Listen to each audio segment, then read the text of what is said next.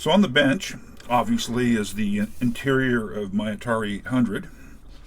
In a previous video, we looked at replacing linear voltage regulators with these little switchers. And I'm going to do the same thing with the 800 here and see how well that works. So the Atari 800 schematic's very similar to the 1050 schematic in that we've got our 9 volts AC coming in. There's, of course, the main power switch and the interlock switch, which is this guy here that makes sure the main door is shut. Diode bridge, negative out, positive out, some filter caps to a 7805 regulator and plus 5 out regulated to the system. And then we've got this little voltage doubler here, same thing we had on the 1050, that gets that DC high enough at a 7812 regulator. Can actually get into regulation. What we measured in the 1050 basically was without this voltage doubler, we only had about 11.5 volts. So it's basically got to push it up, and it does.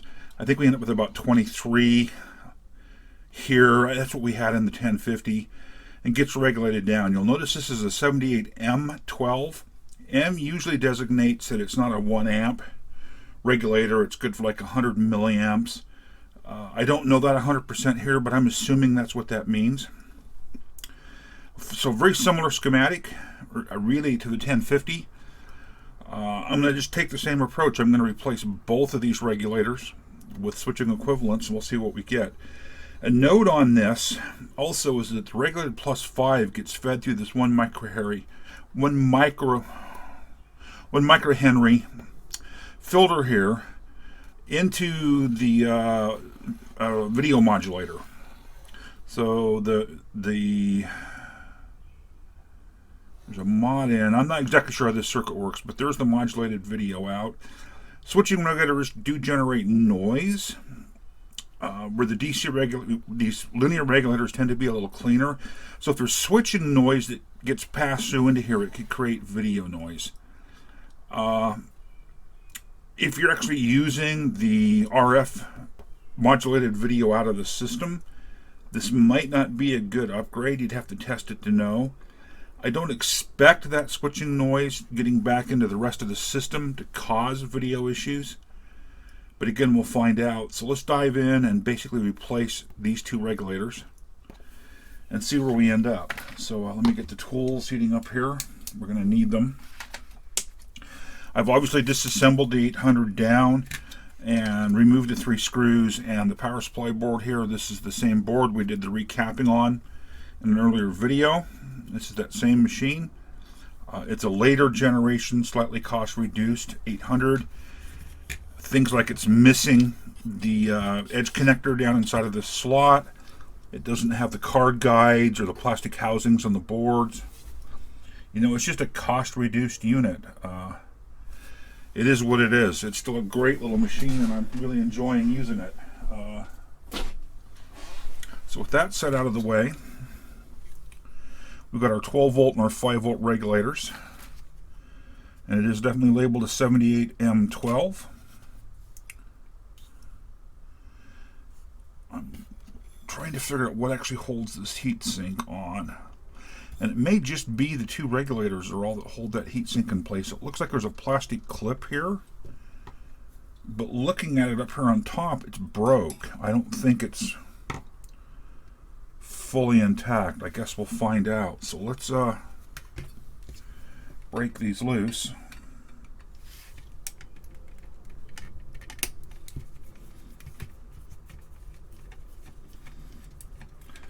And take a look at what the heatsink does. There it is. Yeah, the heatsink is now completely floating loose like I thought it would be.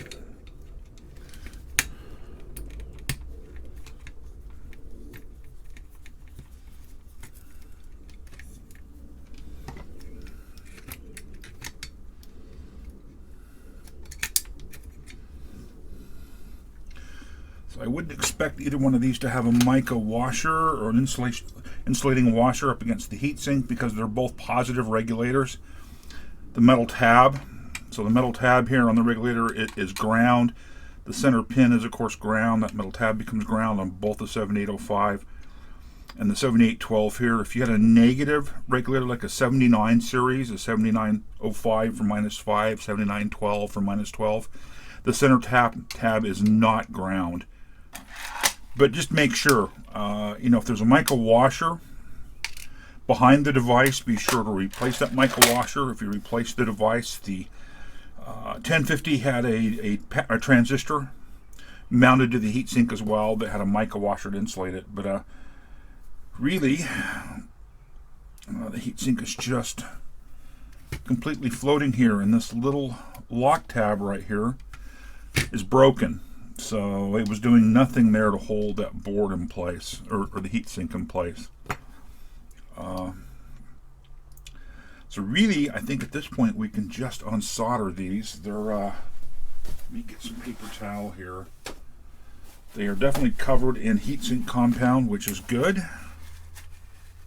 I just don't want to get it on me and all over everything, so I'm going to wipe off a bit that I can here. And we'll just go ahead and unsolder and see what we get. So this is definitely, should be the 7812 over here, and it is. Honestly, the 78M12.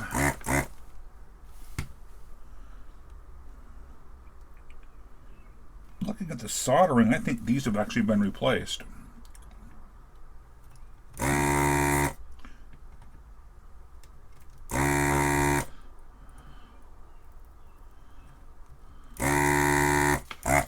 Or maybe they were hand soldered.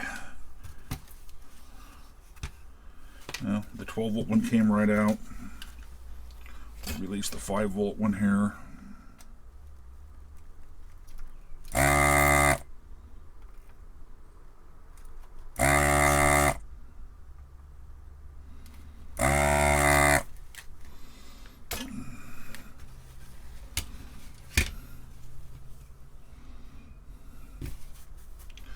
definitely want to capture those and keep them in case we need to put them back in.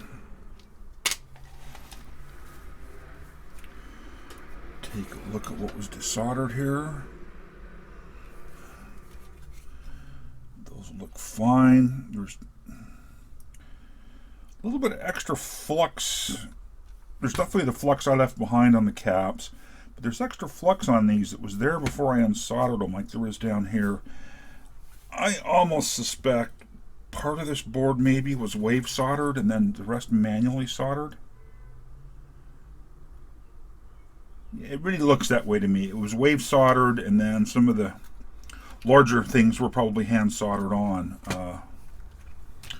Let's retrieve two of the regulators here.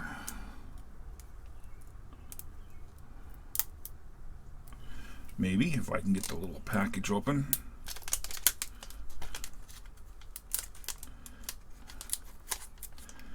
I mentioned in the 1050 video, I found these little voltage regulators on eBay, but there's also EasySBC.com, who's the guy that designs and sells them. You could buy them directly from his website. I'm not recommending him. These just happen to be what I picked. They look well designed. I've had no problems with them in the 1050 drive. They don't require a heat sink. This 5-volt one here is good for 3 amps, which will be overkill here. They seem well made. I've been very happy with them. Like I say, this isn't sponsored or anything, but I'll give a shout out. If you're looking to do this, this is one potential place to get these little switching regulators. So the green ones are +5. The blue one here, if I can get it out, is a +12. And the red one is a +3.3, which we're of course not going to be using here. So really it's going to be just solder these back in. They go in basically the same orientation as the heatsink, or as the original regulator. So in this case it'll be facing out. One of the questions here becomes, do I actually want to maintain the heatsink and just use some double-sided tape? I really don't need the heatsink at this point. It's not structural. This guy does not require a heat sink up to 3 amps. We're not, they're not. There's no way to really attach a heat sink. They just don't require them because they're so much more efficient than the old school linear regulators we pulled out. So I'm kind of the opinion I'm just going to put these in. And I'm not going to worry about remounting the heatsink. Wipe some of the goop off of here, the heatsink compound, because I will stick my thumb in it and smear it everywhere. I've done it pretty much every time I've dealt with the stuff. It just gets everywhere.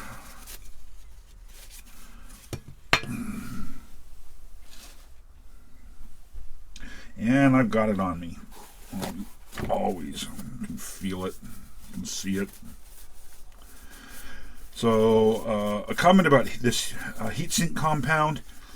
The older stuff, and probably not as, maybe older than what we have here, maybe not, but the older heatsink compound, some of it had, is toxic. It's got some nasty stuff in it.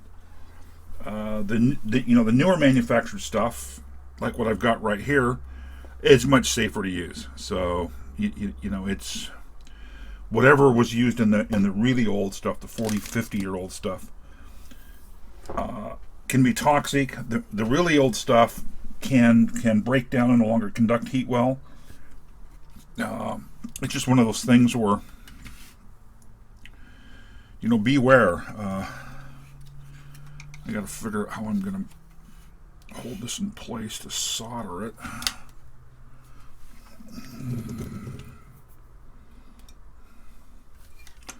Let me get the tip cleaned up first.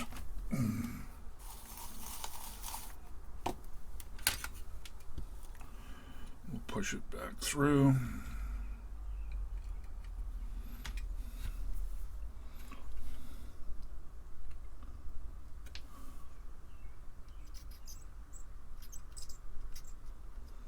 Did I actually get enough solder to get a bite on that pin? No.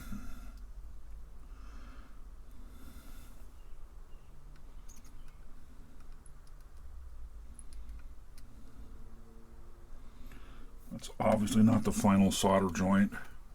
Oh, it's nowhere near square. I'm just trying to get it in square and caught in place such that I can feel okay soldering. Now we'll solder the 2 pins we didn't touch.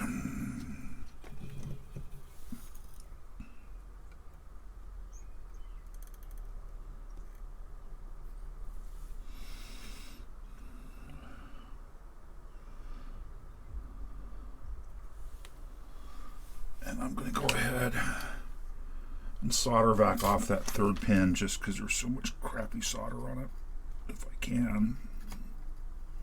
There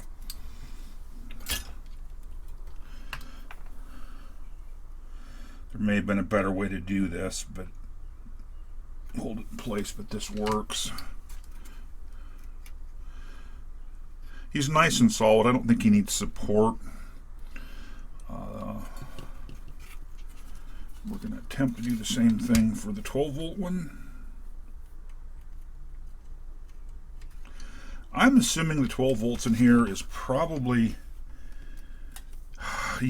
it's an M regulator. I think it's good to 100 milliamps. It's most likely only used for ICs. I mean, that's all we have in this system. It's not like a 12-volt motor or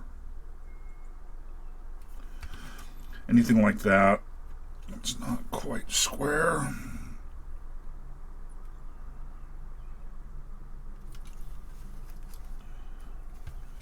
Shoot.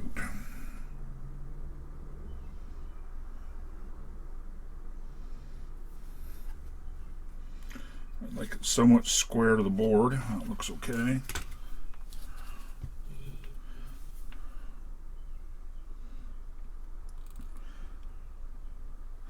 But because there was, probably around 23 volts coming into the 12-volt regulator because of that little voltage doubler, the way this was designed, it was still dissipating some heat, and that's why it was on the heat sink. So Same thing here. The original kind of globbed on solder I did has been removed, and I'll resolder this connection with a better solder joint. I don't know that we need to trim those leads. There's lots of stuff that hangs down low, but I'm going to go ahead and trim them just to be sure.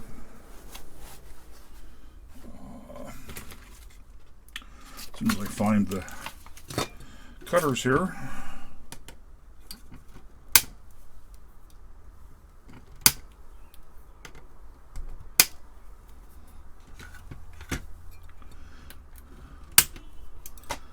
And I think I'm getting a hold of these, and I'm not. They're just going everywhere they want to go.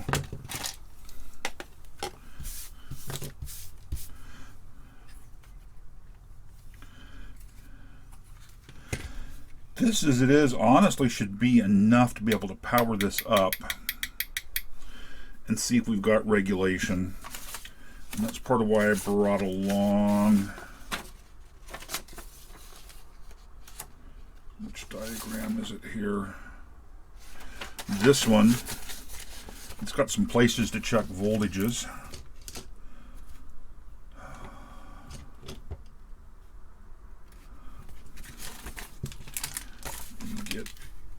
Stuff out of the way. I'll hold on to that even though I can't reuse it.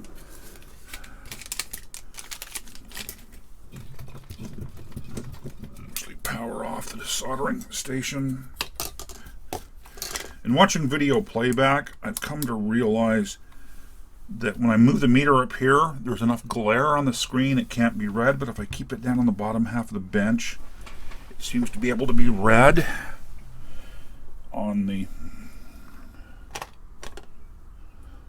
And I'm seeing that confirmed here, just sliding it around. I wanted to check that.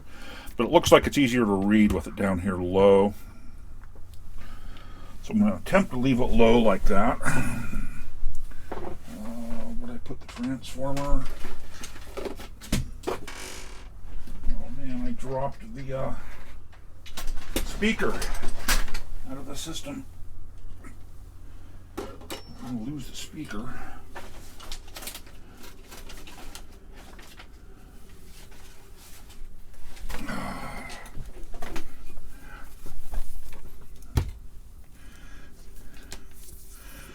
Wonderful external transformers. It's plugged in.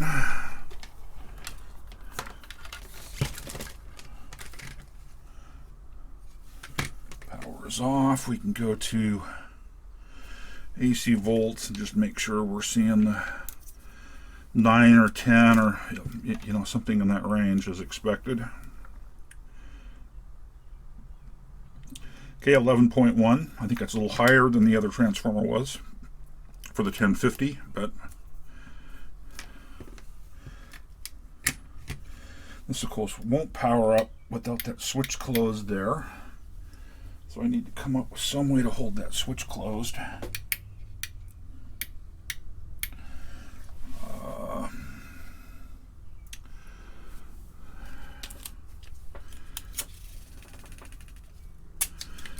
If I can tape it down or not.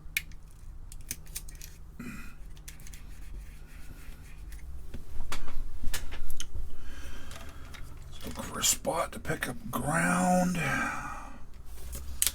Look at the schematic quick. CR207 and 209. So CR207. That should be a ground run there. This should be ground right here. Take a look under the board quick. Yep, those are tied together as they should be. So this leg here on that diode is going to be a ground.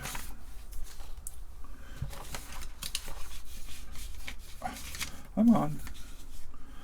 On the metal tab up here, we should be seeing the AC voltage. At least that's what it says. Well, the grounds aren't common. In this case, I really can't do that.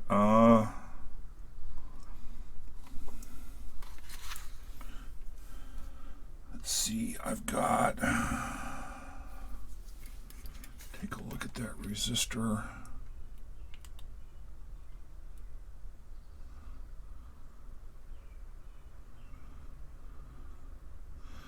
That is so odd.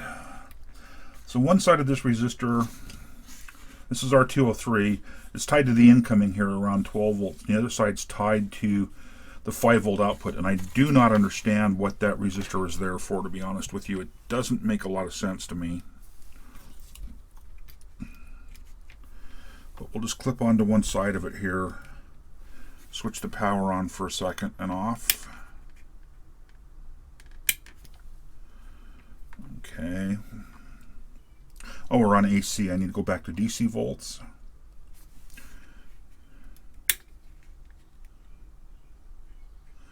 And there's the 10.6, so that's the incoming. So we're measuring 10.6 coming into the voltage regulator. And that would mean this side is the output. We should see 5 volts here. No.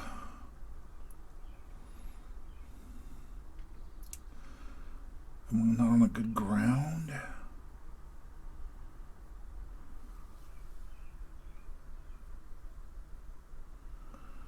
Okay, now I'm really confused.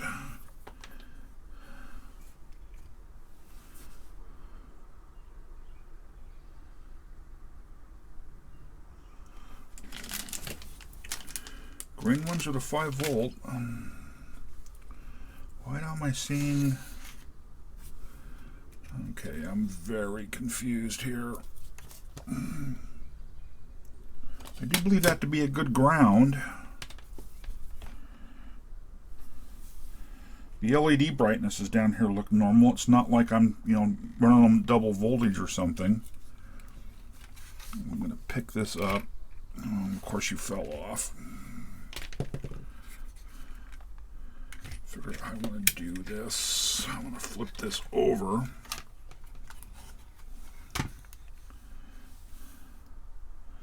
I need to figure out a place I can clip on and get a good ground.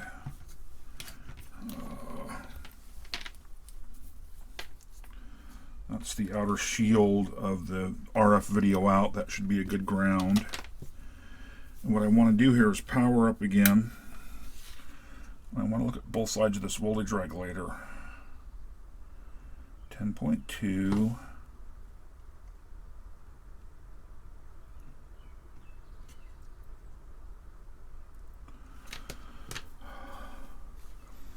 So it's because it's unloaded. I don't understand why that resistor is needed.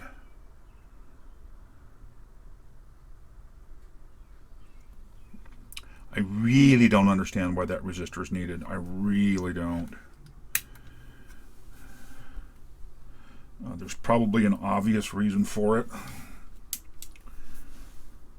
So where I expect to be seeing 5 volts out here, it's being pulled above 5 volts through this 33 ohm 2 watt resistor, which just doesn't make a lot of sense to me in the circuit.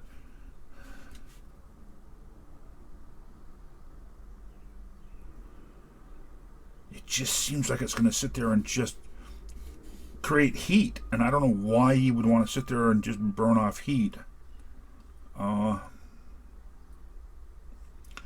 sure there's a reason for it, and hopefully I'll get a viewer who knows what it is and will tell me. But at the moment, I'm going to remove it just because I don't see, at least at this stage, a need to have it in circuit. Because I want to be able to test the output of the voltage regulator. And that should be 33 ohm 2 watt.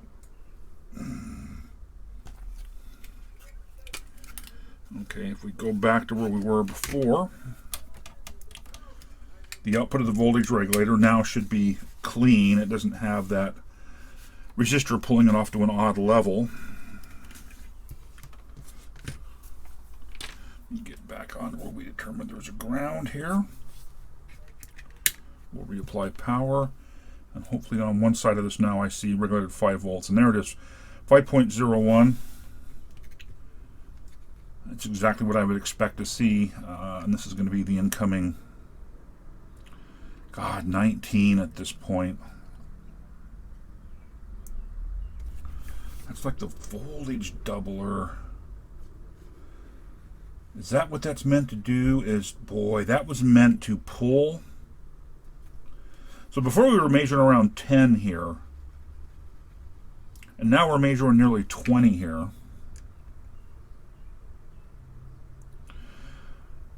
Oh, that is just that to me is just such a poor design. So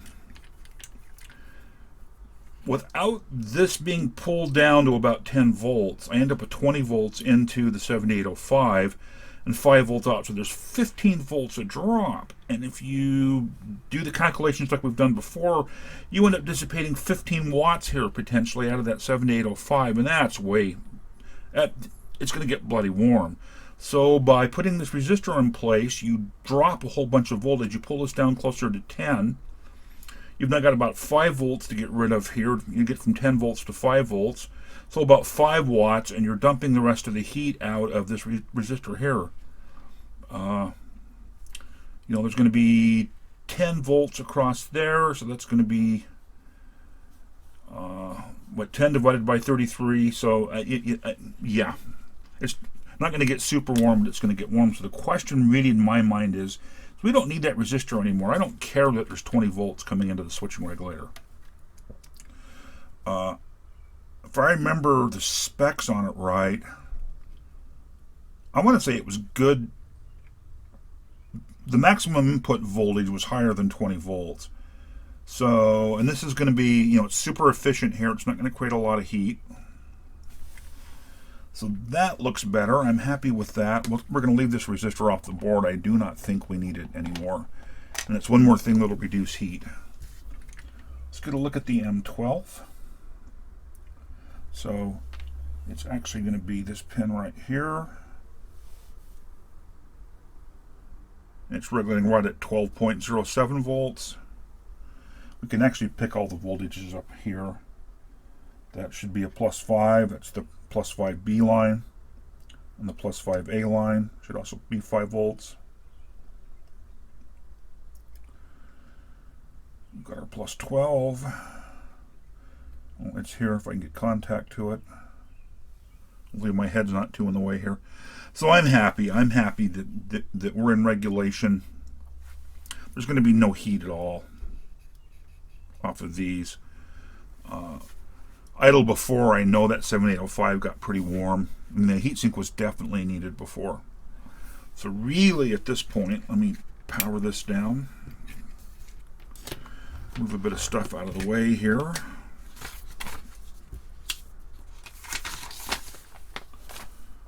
Power down the desoldering pump again. It gets rather warm.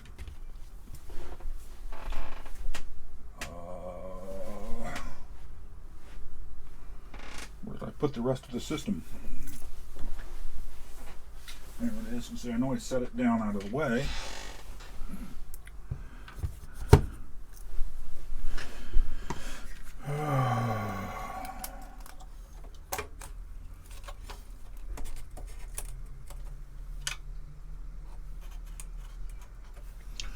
I'm going to put in screws.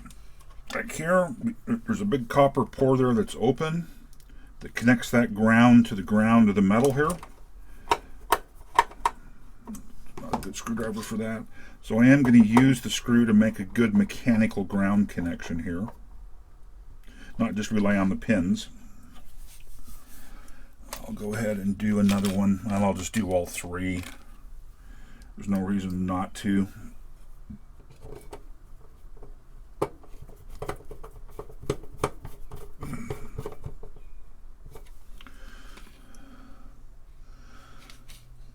The washer fell off.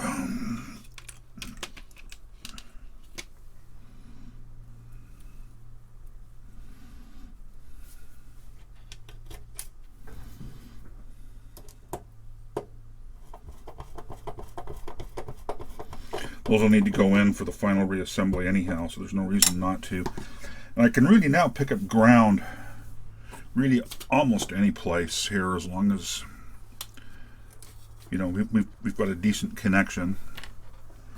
So we determined, well, I can just get out and measure the voltages over here. So we are off. The micro switch is closed. You should be seeing plus 12 here. See, that's on camera. I should be seeing plus 5 here. It's loaded down slightly, 4.97. 4.97, those 2 points are tied together common. The system should be running at this point. It's really idling. I would expect it to be in that little edit screen it likes to come up in. I'm just going to let it sit here and run for a while.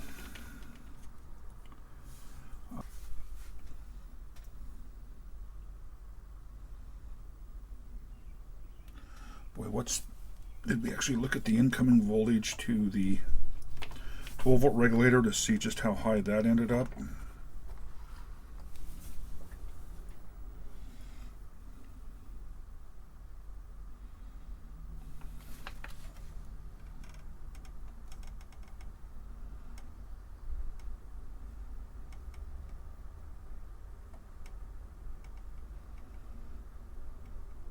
Yeah, 24 coming into it to get 12 out.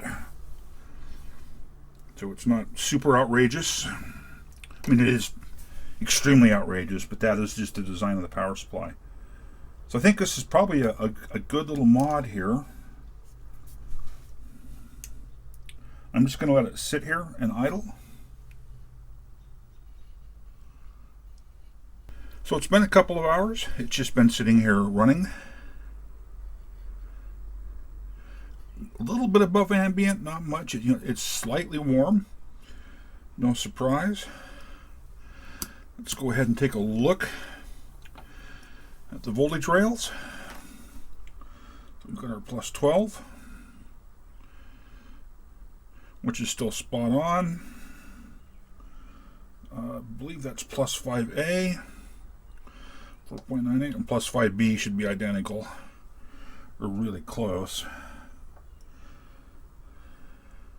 Yeah, just getting a really good connection. Well, now 5.01. Everything looks good. I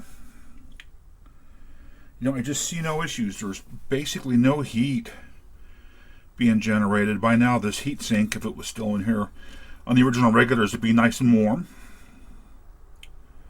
So, that's really nice. Having that heat sink out of there will help a little bit with airflow.